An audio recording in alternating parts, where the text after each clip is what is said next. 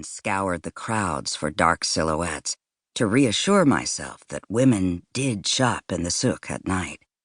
Shopping might be too public a pleasure, an activity reserved for tarts and tourists. Not that the men would hassle me in any overt way.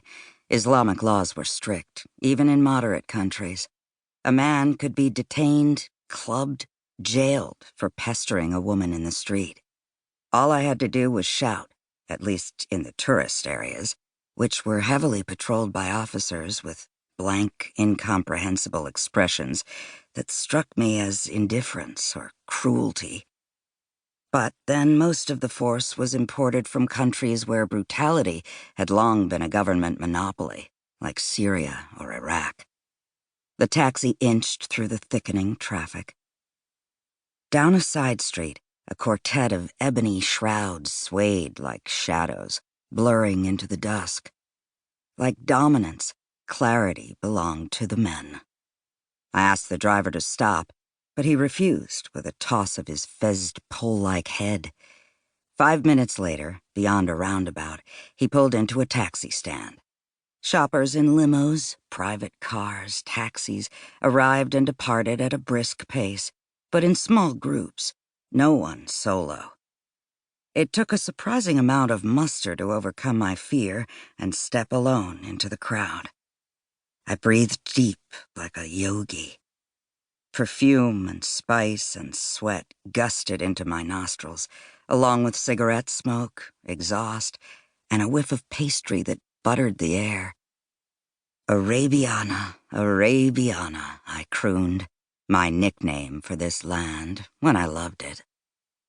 As twilight dwindled, the souk flared into a dazzling yellow incandescence. A brilliant desert light poured onto the wares like celestial polish, making them glow and sparkle with uncanny appeal. There was an overwhelming amount to see.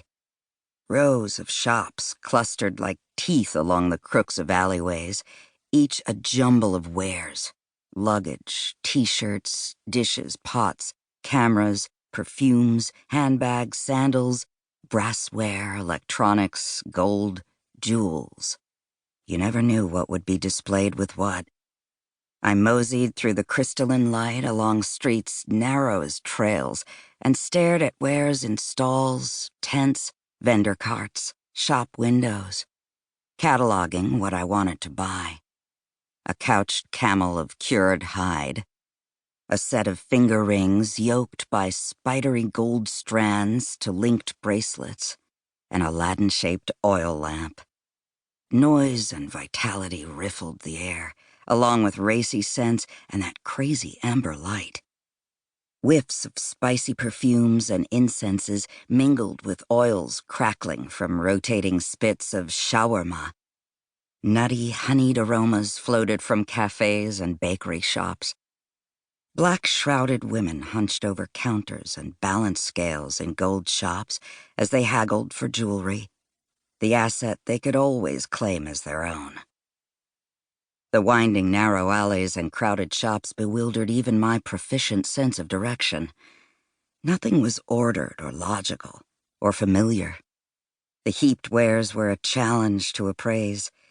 Dress comprised a complex code for class and ethnicity, as impenetrable as the right cafe to enter.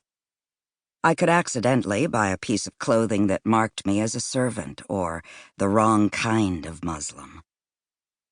The day I'd arrived in the country, my fluency in Arabic had suffered a staggering reversal. Entering the airport had been like stepping back millennia. People draped and robed in the wrapped fabrics of the East flowed around the terminal, as if time had warped back to the early days of Christianity when Jesus was still a desert prophet and a Jew. Pools of perfume and incense scented the air with powerful, mysterious fragrances.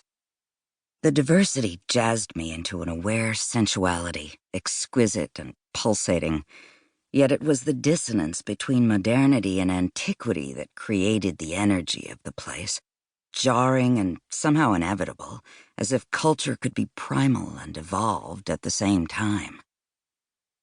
There stood Khalid, once my closest friend and colleague at